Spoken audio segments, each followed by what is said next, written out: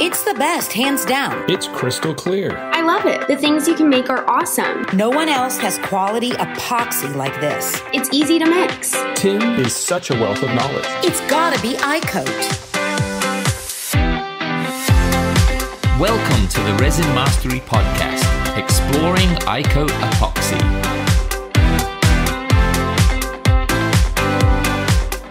Hi, it's Tim with iCoat. I'm here to talk about color today. Everybody knows we've been making epoxy for a long time, but not many people know how many colors that we make. We have been into the color industry for as long as we've been making epoxy.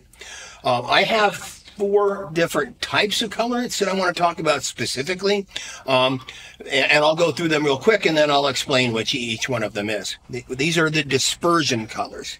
They're essentially a pigment. These are acrylic silicone colorants. We call them acrylics. They're similar to an acrylic color, although it's not really a paint, it's a stain. These are our super stains. They're also a dispersion color, but have a much different purpose in life. And then we've got our mica powders over here, and I'll talk about what the uses of these. But the dispersion colors, as I said, are a tint. So they can be used in the acrylics to tint them a different color. If I wanted to say this a little bit more red, I can take the red and tint that. Or I can put it into almost any other medium. It can go directly into epoxy and be used for a number of different things. It can be rubbed on any cement-based product and stain it. It can be mixed into, again, any type of cement-based product. It's used to tint concrete coatings. It's used to tint things you might pour in a mold. That's its purpose, is to tint.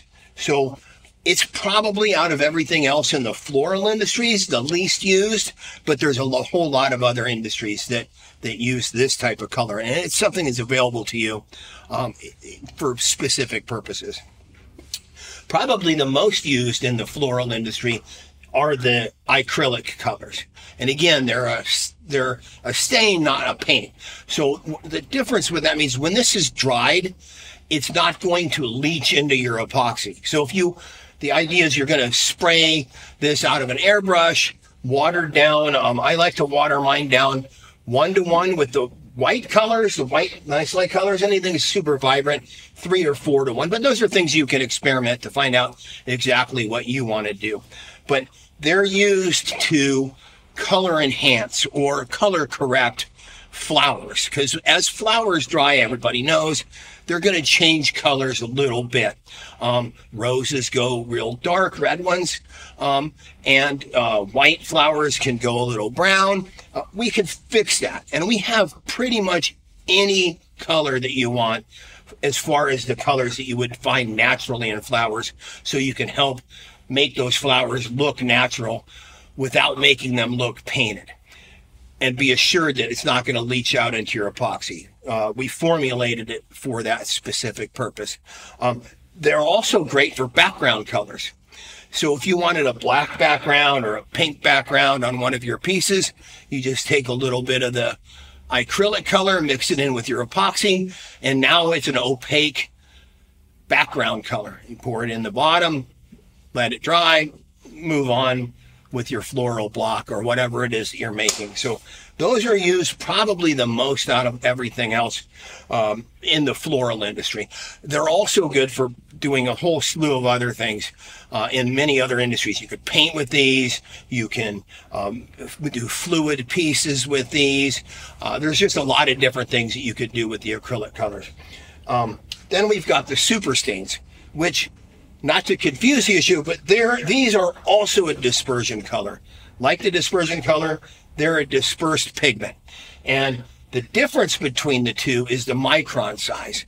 So these would be a very small micron BB to a very big micron basketball. So you can see the difference. But what that means to you is I can tint epoxy and maintain the clarity. So these would be able to be translucent. I've got a whole line of these, pretty much every different color, even neons. But I can tint something that maintains absolute clarity. I can see through and have it pigmented. It's pretty neat. A lot of times river tables will have the smoked background. There's just a whole slew of reasons that you'd want a tinted, pigmented background. The super stains are also used with our mica powder. So mica powders are really popular, and they come generally, like for instance, this is one of our mica powders. It's Copper Canyon. So this looks like copper, and I've got 5 or 6 different colors of this. It's mostly used for flooring and things like that, but we don't sell a lot of the pre-pigmented ones like what everybody else is doing, because if, say I wanted copper, but I wanted a little bit deeper copper. Well, I don't have I've got this color. So if I wanted a blue, I've got that color of blue. I want different blue, I'd have to order completely different stuff. So I'm stocking a lot of different colors, when what I can do is just create it with the super stains. So our mica powders are just white here like this. It's a very fine grind white.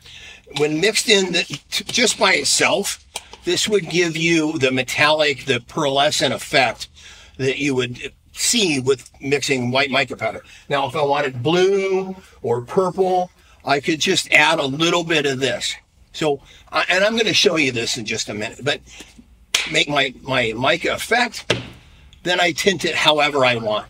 So with the white and the purple, I can make anywhere from a super light lavender to the Minnesota Viking. So you have complete flexibility to create any shade of any color in your mica effects by using our system. So that's a complete overview of our colorant system. If you have any questions on that, reach out to us at www.icoatproducts.com. I'm available at tim@icoatproducts.com. I'm available at 602-692-2653. It's my cell phone, text. I'm available to answer any questions that you might have on colors or anything else.